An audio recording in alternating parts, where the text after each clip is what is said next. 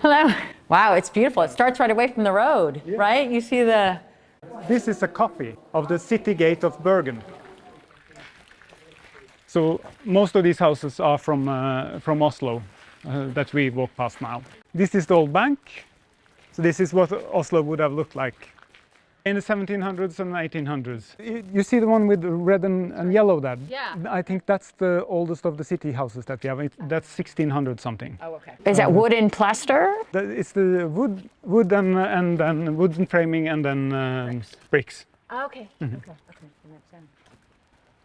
The thing that separates us from most museums are the collection of buildings. We are one of the few museums that are big enough to be able to collect items like that, buildings. Like buildings, yeah. Yes. That's huge.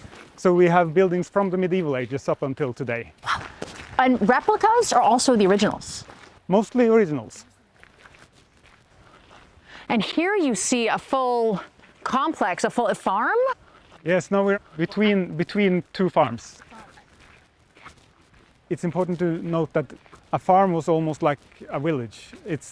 You could have about 20 people living on one farm with a lot of houses and things like that connected in something that we would refer to as a farm, but it's almost like a European village.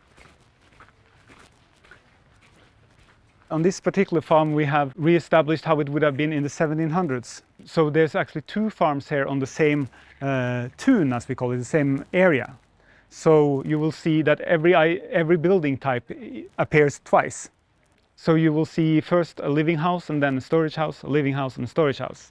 And here you will have a stable, a barn, a cow shed, a barn, and then a stable again. So why this repetition? Just for symmetry? No, this is because there's two farms. So there's two farmers here and each own their own. So this is a medium-sized farms, but with a certain wealth, as you see with the big storage houses. Those are quite wonderful. And here you see examples of very big logs on, for instance, this storage house over here. And my colleague over there, she has the costume from the time, from how the Setesdal costume would have looked like in the 1700s. Wool? Yes, wool. And also linen, flax at the shirt. So bra. So something the farmers would have grown, the crops they would have had, or they? Yes, they would. For a long while, it was common to have. There was actually a law for a little while to grow this and this much flax.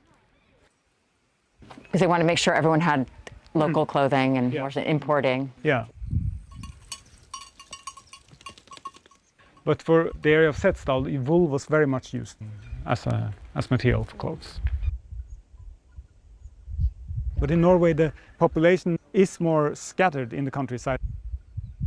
And the old farmer society, they were self-sufficient in almost everything. As every man was his own carpenter, his own shoemaker, his own painter, everything. This is a storage house. You can see the grain storage. And behind you? This one is also for grain. The grain is easier to store than the flour. And then you would have meats and things like that also hanging from the ceiling, and kegs of milk and things like that. And then in the second story here, there would be a place for people to sleep. So during summer, people would sleep up here. For instance, when everybody went to the summer pasture, one of the men would often stay at the farm in the storage house and sleep there. But also when you had guests, these rooms are often very beautifully decorated. And this is the sauna. So they would clean both themselves and their clothes in there. Oh, clothes as well. Yeah, it's called døye, klea. And they would fire the sauna with the clothes inside, and that would kill anything living in the clothes. Why, did we talk about why they use this type of roof? Yeah, that's a good question. It's easy to maintain, and the materials are readily available. The roofs are alive. I mean, it's... Yeah, absolutely. And they're just capturing the native plants. Yes. Growing, yeah. Absolutely. It's a beautiful way to construct. And this another farm? This is another farm.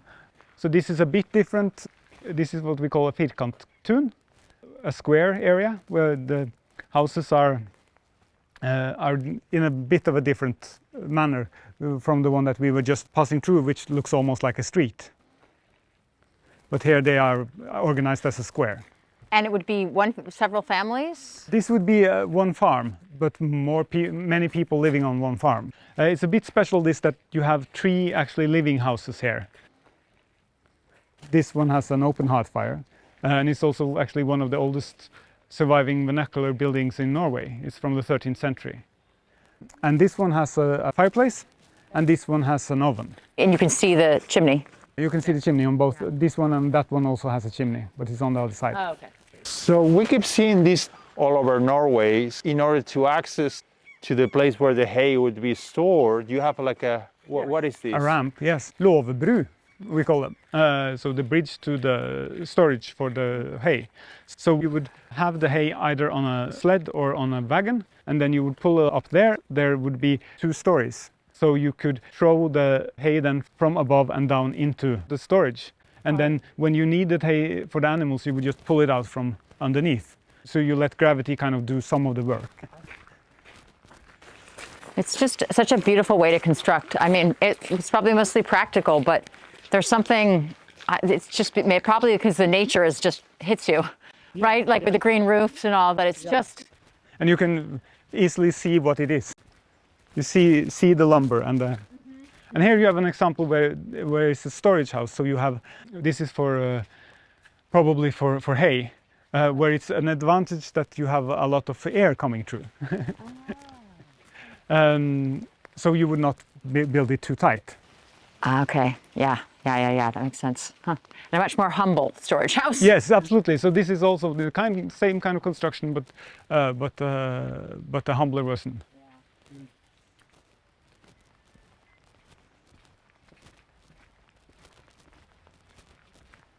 I see there's more of the sort of wood and sod roof. Yes, and we have a lot of that because we started collecting in the late 1800s, and at the time, of course, they were very interested in preserving the farmer culture and knowledge of the old way of life from before the Industrial Revolution.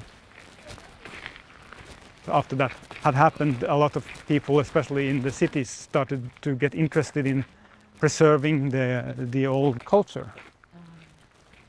Is this a small storage house? No, this is one of the few copies that we have here on the museum. The original one was built in 1650, and it's built in what we call loft, the logging technique, which is very, very typical in Norway. This is the way that we have been building since the medieval ages up until way into the 1900s. You mean the log cabin? Yeah, the log cabins, yes. Okay. Is the joinery important, like the way it's? Yes, Yeah. absolutely. And there's a lot of different dialects of how you join the logs. That's different from what kind of house you built and from what area you are from, and sometimes also what carpenter or what lumberjack has done it.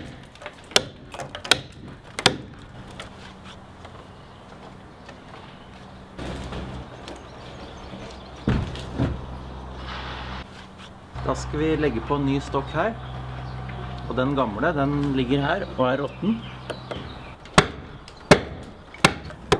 Etter at garpet er hogget, hogges kinningene. Du kan se på den gamle stokken på dette loftet, så har den kinning. Så da må vi prøve å få med det nå i grovmerkinga. Så er det en kinning som går. Da hogger jeg loftet. Da hogger jeg ned til garpen først, og så hogger jeg sidene.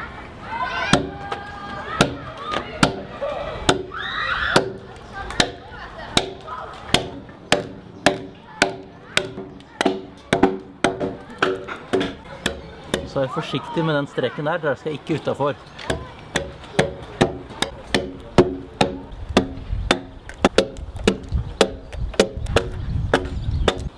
Prøv.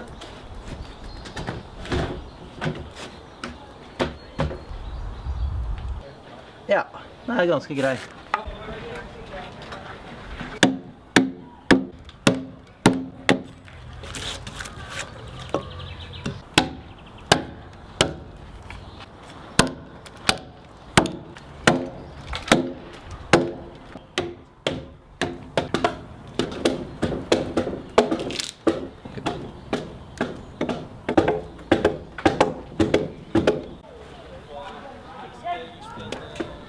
For å unngå trekk isolerer vi med mose mellom stokkene.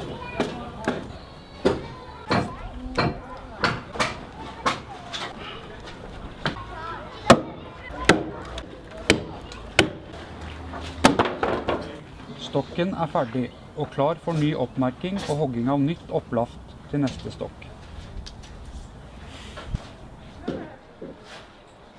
These logs even seem to be thinned out a bit, right? Yes, they're rounded with you carve a tummy on it, we call it.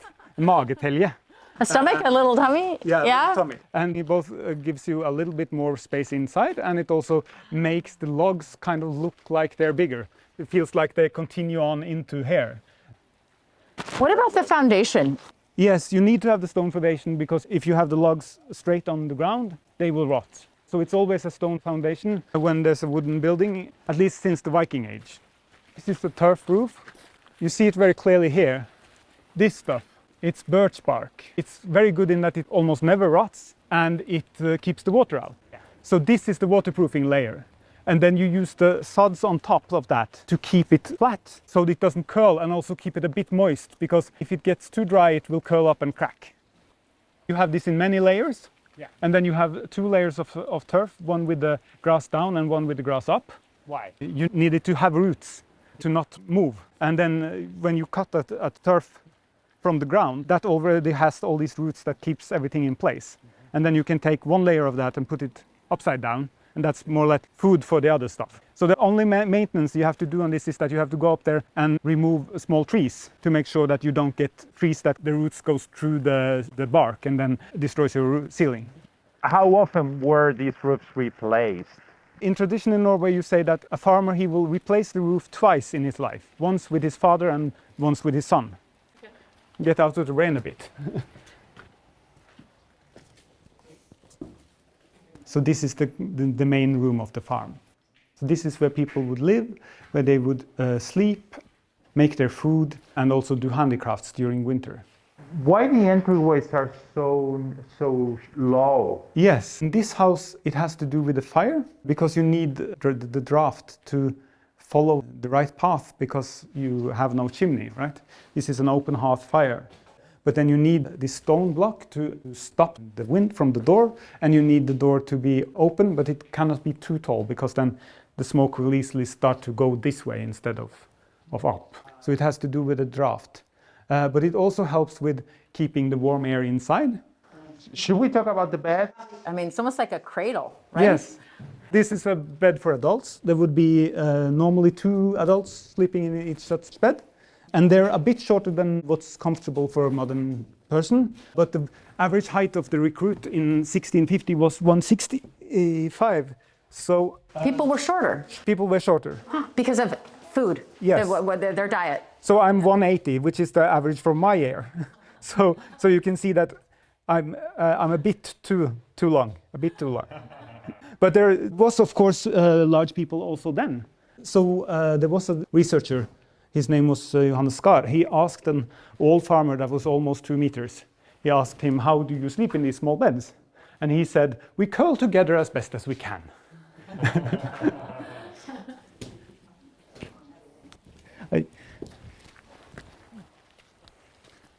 So now we are entering the oldest part of our museum. It was established in 1881 by King Oscar II. So it was part of his personal collection. This is what makes us maybe the oldest, one of the oldest open-air museums in Europe. We and the Swedes have a bit of an argument on who was first. But if you count this, it was open for the public in 1882. Then this is the oldest. So when the king was no longer king of Norway, we got his item collection in 1907. But this is the Stave church, and that's the gem of our collection, of course. What is a stave church? A stave church is kind of wooden church that was built in the medieval ages. And what has the name stave is the pillars that you can see in the corners there. And these pillars you will also find keeping the ceiling up. So it's what makes it possible to make it so high. Today there's only one wooden church preserved in Sweden and one that was moved to Poland. And other than that, all the stave churches that are known are in Norway. That is an 800-year-old church. It's made of wood and it's been around for 800 years. So it's about 28 surviving stave churches today. So this makes it something very special now in Norway, but these kind of churches were in use all through Europe during the missionary period. You would build wooden churches before they started building the stone churches. They kept building these churches actually up into the 1600s, the stave churches. This one is built in early 1200s. And we have stave churches that are a bit earlier than that, the 1100s. In some of the churches, they have reused material from older churches. So we do actually find from all the way back to the 800s materials that are still incorporated into stave churches today. So some of the wood could be 1,200 years old. Is it preserved with something? Was there a technique? Yes, they had a regiment to preserve them. We find as early as in the medieval law texts. It tells you that every 4 years you should tar the building, put wood tar on the building. So the entire outside here is covered with tar. Okay. So you see that there's tar here. Yes. So our carpenters, they will still do this quite often actually, where they will cover it in tar. What is tar, just to be clear? Yeah, tar is the sap and also other liquids from wood that you burn without enough oxygen. So it's a natural product. We have some of the country's leading experts on tar. They are trying different methods to figure out the best way of doing it and how it was done in the medieval ages.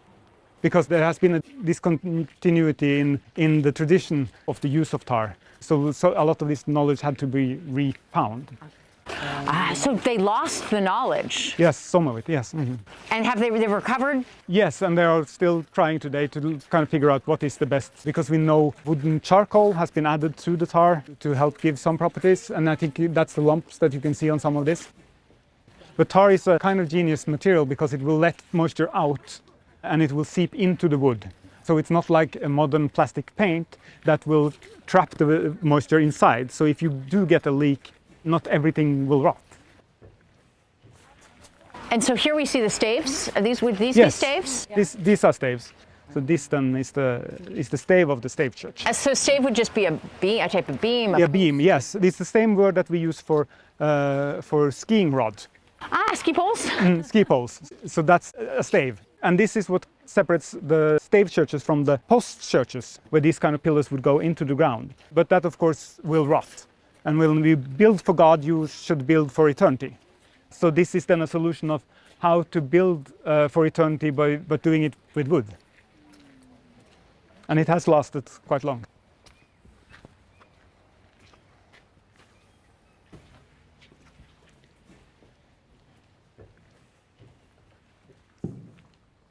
Hi. So most of the material that you see now, that's original material from the 13th century. This is where the priest would be, but it's not quite in the same place as it was in the medieval ages, because we can see from graffiti that you have some things that should continue on. So we know that these boards has been somewhere else, but we also know that they have been here in the medieval ages because they do have runic inscriptions. So that's the letters that we used before Christianity, but also in the early Christian society in Norway from the 900s. And also this graffiti was done before the painting, but on the medieval material, and by the shape of it and also the runes that are adjacent to it, we can guess that it is medieval. But then the painting on top of here is from 1652. And they've been very kind as to put a little note for me here, 1652. The Last Supper is the motif, which is interesting because this is then after the Reformation in Norway. This is a typical Catholic motif, so it's a bit odd to choose it, but it's only 100 years after the Reformation, so most of the farmers of the valley maybe didn't change a lot of their worldview in those 100 years. And we do know that it is the farmers of the valley that has donated money to make this painting, because they were very humble men, so they put their names here. In the medieval ages, often this area that we are standing in now would be separated from where the congregation was physically.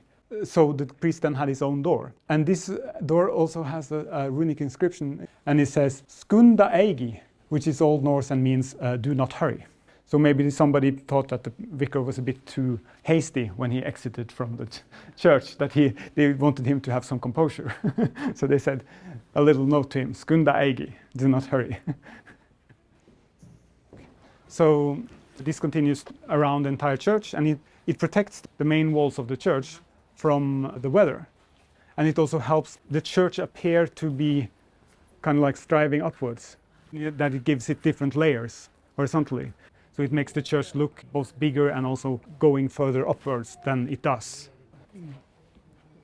Snow would probably always fall off these because the roof is so sloped. It does stick a little bit, but not in a way that will impact the church. And this is also a very robust construction. The way everything is interconnected makes it very, very strong.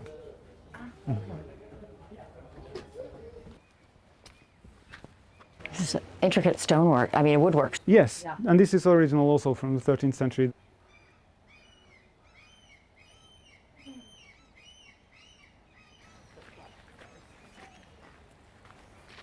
So this is a sleeping loft from the medieval ages, the place where pilgrims would stay the night. They were traveling to Nidaros to visit King Olaf the Holy and his tomb, and then you would stay in some places like this. So it has a big loft, a space for a lot of beds, and also a very fancy outhouse. This is then a good solution for the toilets when you have a lot of people. So it has the openings just down here. So everything, all the manure would be coming from above and down here. And there's a three-seater, so you can can be social while you're at the privy. This was quite unusual in the medieval ages to have toilets like this. But if you had, you could often have it with a closed box kind of thing. So this. This way, there were no boxes underneath? It would just be No, a pile yeah, a pile, and then it would be easy to move it. to shovel it. The items here up in King Oscar II's collection, those are a bit eclectic. It's sleeping loft that we just visited, and there's the church, and there's the storage house from Berdal, which is a big storage house. These are built in the loft construction, and then you have the stave construction, this kind of stave technique in the upper parts, as you see, and also on the outside. The loft then will continue just straight up, and then you would have this stave going around, which both helps to insulate the house, but also gives you a path that you can walk around. Visitors sleep in the second story, and then you have your food stuff stored in the lower part, and your guests does not have to walk past the beer keg to go up to where they are going to sleep. So anytime you see beams or posts or anything going down, that's a stave? And it Yes. goes across, it's a... Yeah. This is more or less the same way of constructing that we saw over there, just that you don't have this rounded staves, right? So you have this, and then you have these where these boards are then fitting into. And this is what defines the stave technique. It's a lot of intricate work for a storage hut. Yeah, in a farmer society, the amount of wealth you had was how many cows you had and how much grain you got. Then this is a very important show of wealth. So they would also decorate it a lot. So the conspicuous consumption of the day. Yes. So, and the foundation here would have... Yes, this is something that we started doing in the 1700s. So if you would find these kind of storage houses also in the medieval ages, but they would normally not be on these kind of stilts.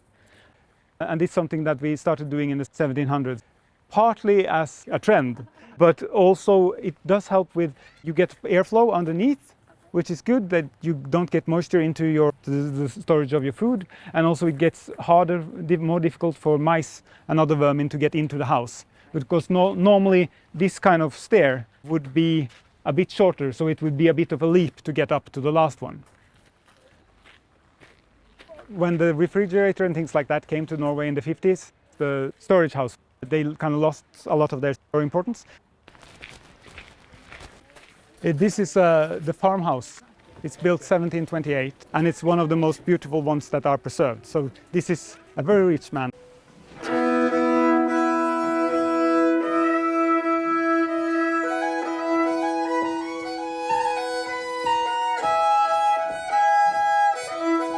So she's playing the Hardanger fiddle. Which is Norwegian, or? Yes, it's the national instrument of Norway.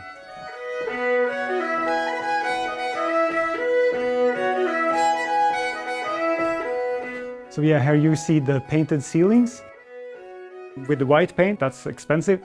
So this is a man showing off his wealth. It's also 1728, so glass windows at that time was quite expensive. It would have to have been imported from the Netherlands or from Germany. And also all the painted furniture that makes it very visible that this is not a house with an open hearth and a hole in the ceiling, because if you wouldn't paint your furniture in one of those.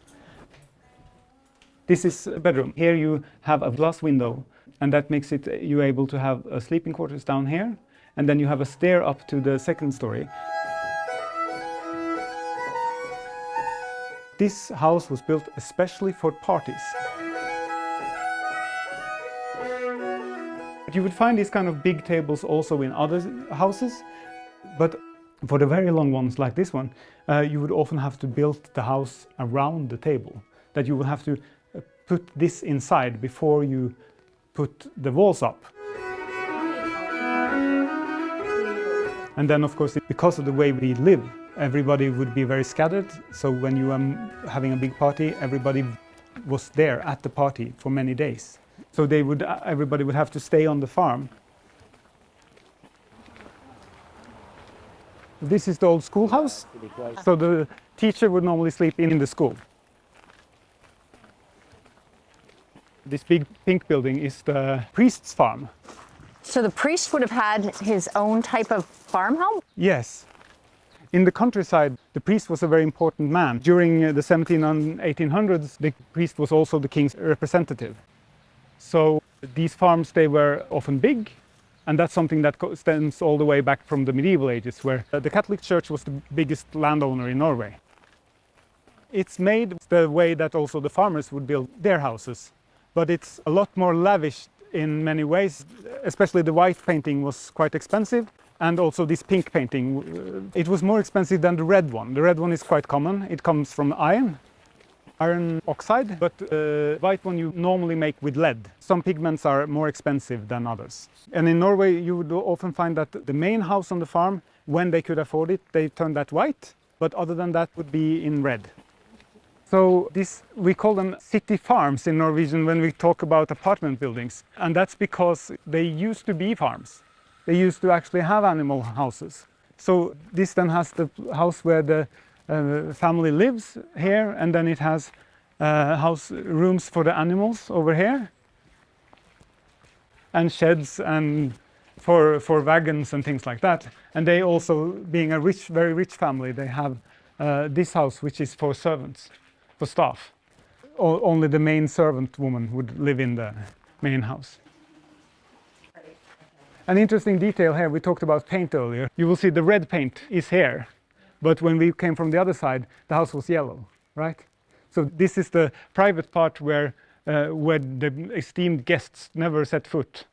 They will always come through the main door, and there it's yellow and it's white. But here, it's red. So here it's only for protection, and Yes. on the outside is for also looks. Yes, but of course, red paint was not nothing. You could many places you would not paint your house at all, so it's better than nothing.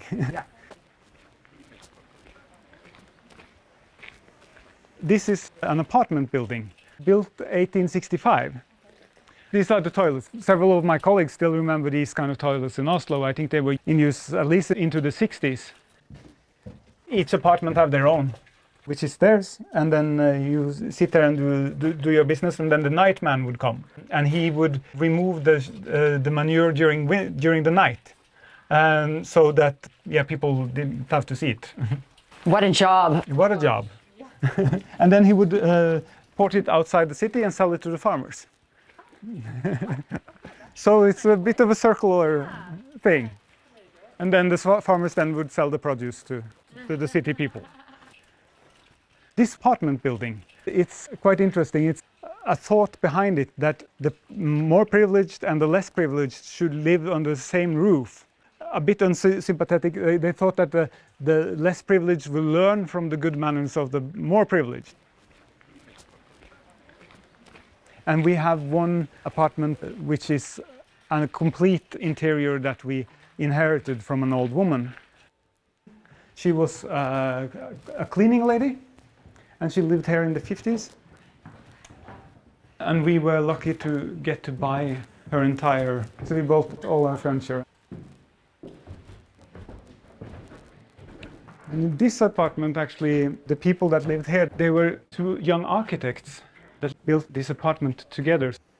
So this would have been what year? 79, I think. It has a nice mix of old and new, right? Yeah, it's very cool, still today. A table that just kind of, Yes, folds up, yes. And this is cool because it's something that you also see in the old farmer society. But still today you can buy this at IKEA, something like this. So it's something that survived for a long time.